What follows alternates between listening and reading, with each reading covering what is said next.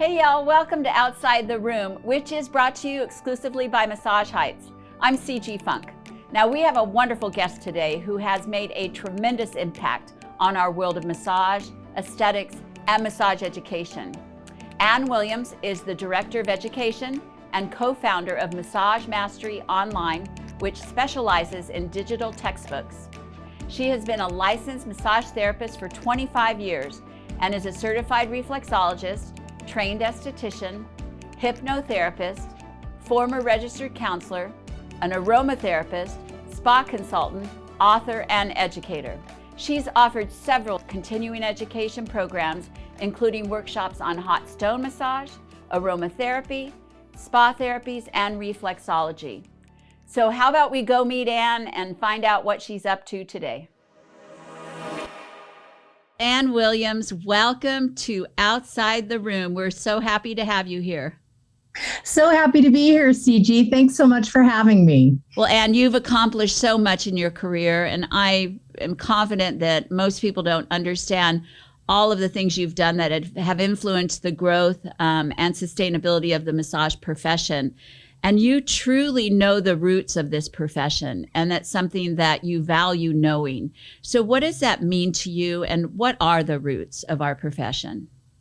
Well, I think, the roots of our profession are really pretty complex. But what I think's most interesting is the human potential movement that really takes hold in the late 1960s and inspires massage schools in the 80s, 90s, and early 2000s. So the human potential movement, as you know, CG, because you and I both went to school around the same time, is really about self-actualization. So people were learning to become great massage therapists and better people at the same time.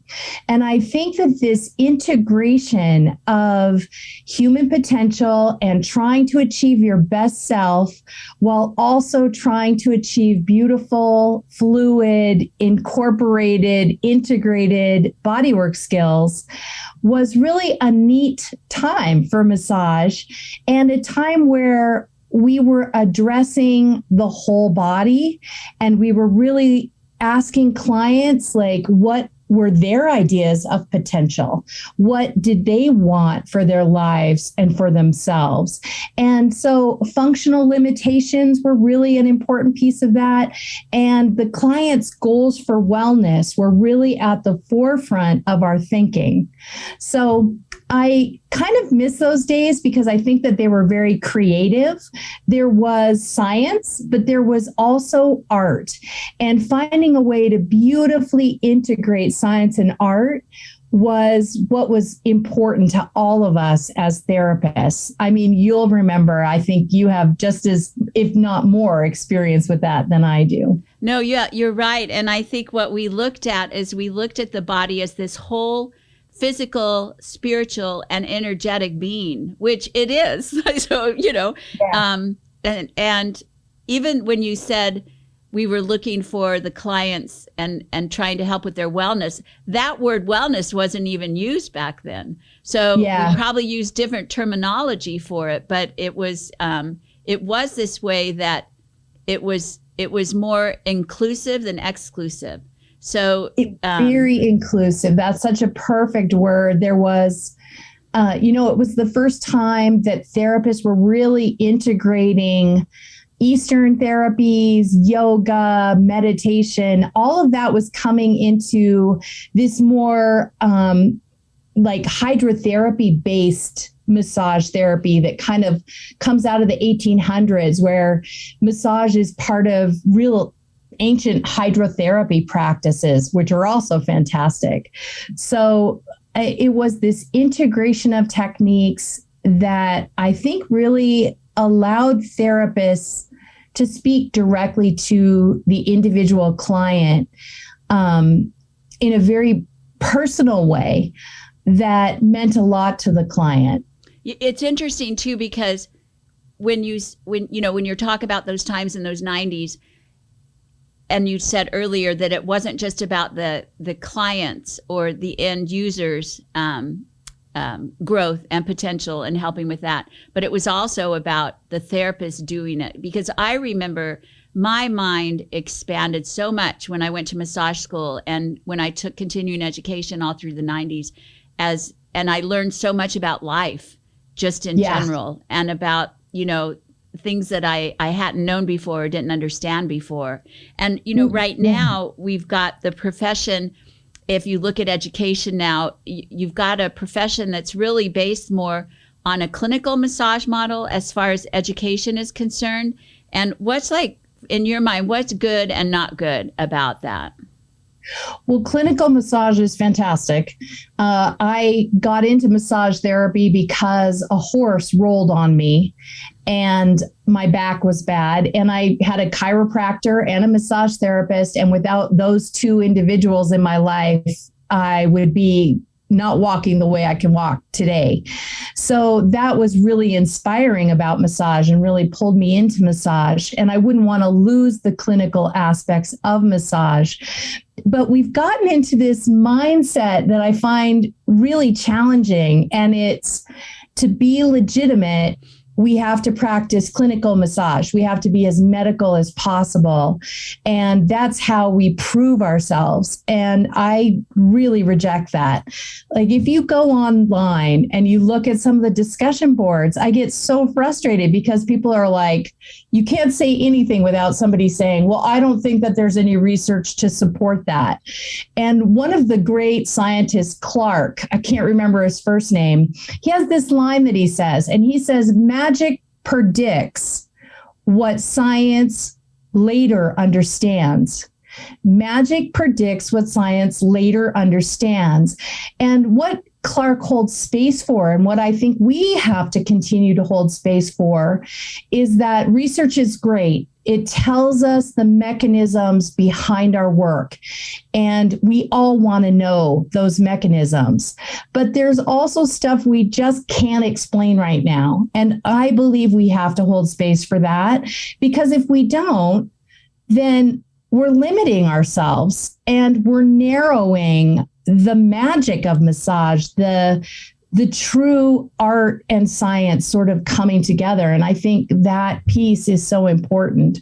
So I'm like, don't be militant about clinical massage. Clinical massage has its place, but so does the 260 other bodywork forms that massage therapists in the United States practice. Yeah, I love that. And Enough said. I hear an amen, sister. But when I think about it, just with all you just shared, and I think about going back the roots before the human potential movement in the 60s, and thinking about the different types of techniques and modalities that we call them today that are facilitated by massage therapists and estheticians, all over the world. Most of those have their roots in very old medicine practices. So it's not like, I don't really feel like we have, I think that we've just struggled in our profession with trying to prove ourselves or prove something. But all you have to do is go back and look at where Swedish massage was developed and what it was developed for and how accepted it was, where acupressure was developed and what it was developed for and how accepted it was.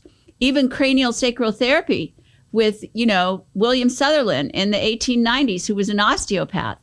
So it's like all the techniques and styles that we do have their roots in I don't want to say ancient medicine, but, medicine through the histories, I guess. Yeah. A kind of almost a cultural sort of distinctions that were occurring. Like they're traditions, I guess, would be the best way to put it. And now we're entering this phase where a lot of ancient healing traditions are very popular. Ayurveda, for example, and they have a beautiful system of body work styles that they use.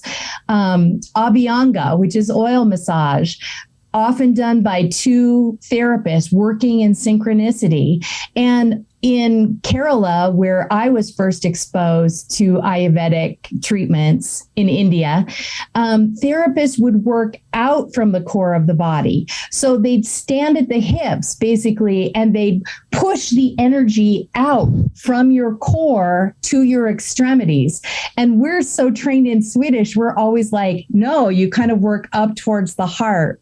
But there's this wonderful energizing effect that you get when people work like that. So it's my feeling is like, let's stay eclectic. Let's stay inclusive.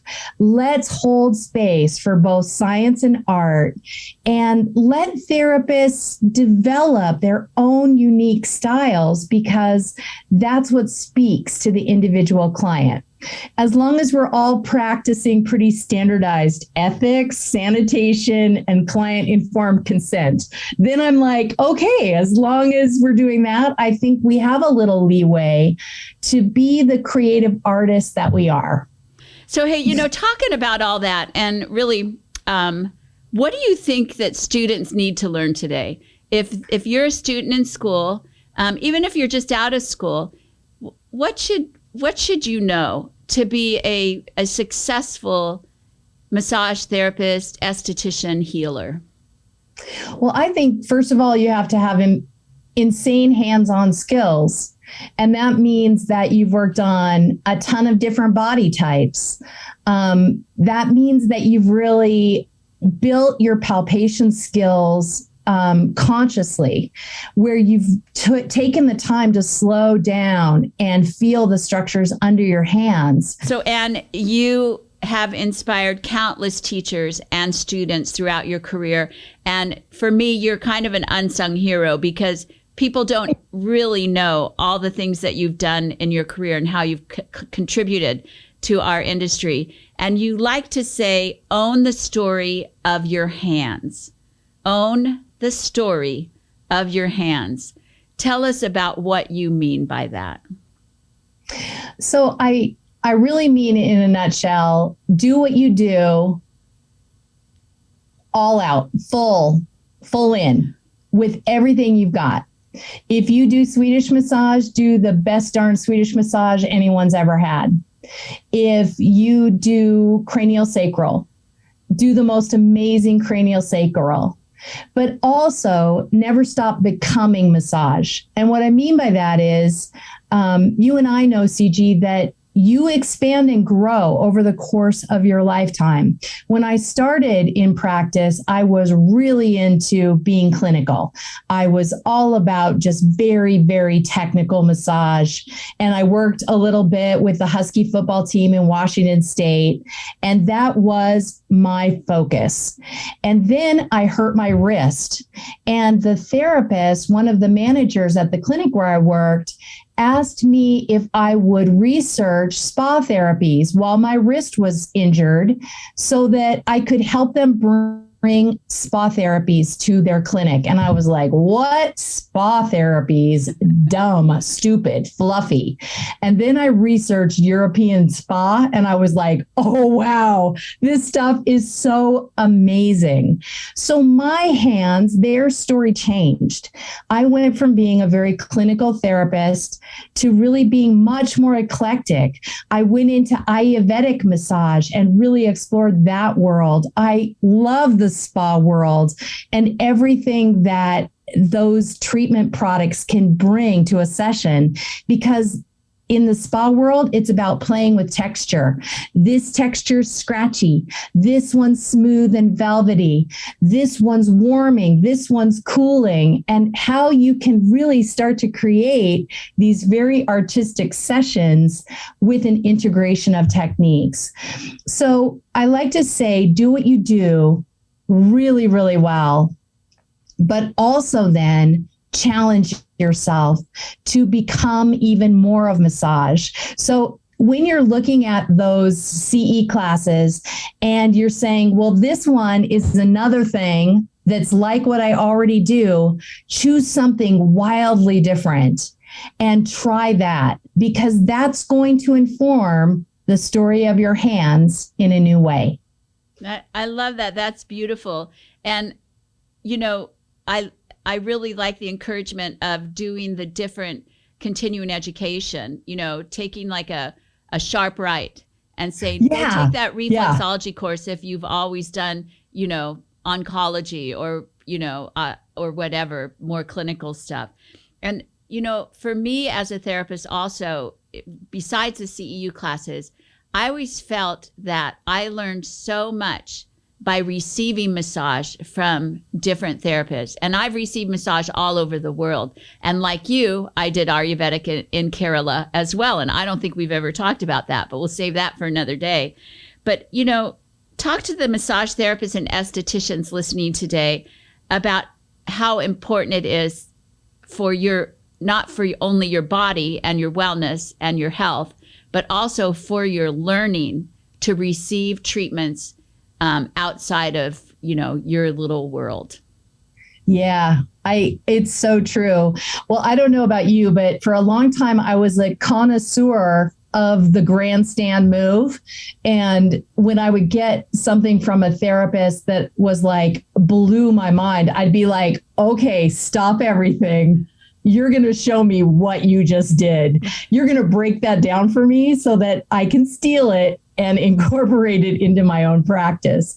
So I think that we learn from each other. We learn from each other's hands, and having a lot of different therapists and going to a lot of different types of treatments always informs what you do and broadens your horizon, because you'll get a therapy and you'll be like, I didn't even know that existed. And wow, mind blown. So I think it's just about staying really open and inclusive and always trying to grow the story of your hands and expand yourself in some way. We're right back to the human potential movement. What does it mean to be a self-actualized person? What does it mean to be a fully actualized therapist? It's beautiful. I love how you brought that right around in a circle there, because me too. That was very, very that beautiful. Wasn't expected. So listen, all you massage therapists and estheticians out there, we learned about a little bit about the human potential movement today, and also about competency when you're just coming out of school and starting and working your way to excellence. And I think that I could tie a bow around that by saying you work your way to excellence by continuing to practice, by continuing to learn, by owning the story of your hands, and by receiving massage from all kinds of eclectic people. So that just makes you a better and more well-rounded therapist. How'd I do, Anne? Excellent. You nailed the summary. Yeah, well, great. Well, you know what? It was fun talking to you today, as always. You're one of my best friends, and I adore you. And we're going to have another episode following this one where you're going to tell us a little bit about essential oils, because you are world renowned for your knowledge and work in aromatherapy. So I will look forward to that. All right. Thank you, CG. I'll see you soon. Thanks, Anne. Bye. Well, that was a wonderful conversation with Anne Williams, and I really appreciate you joining us. I'll look forward to seeing you next time on Outside the Room. From my heart to your heart, namaste.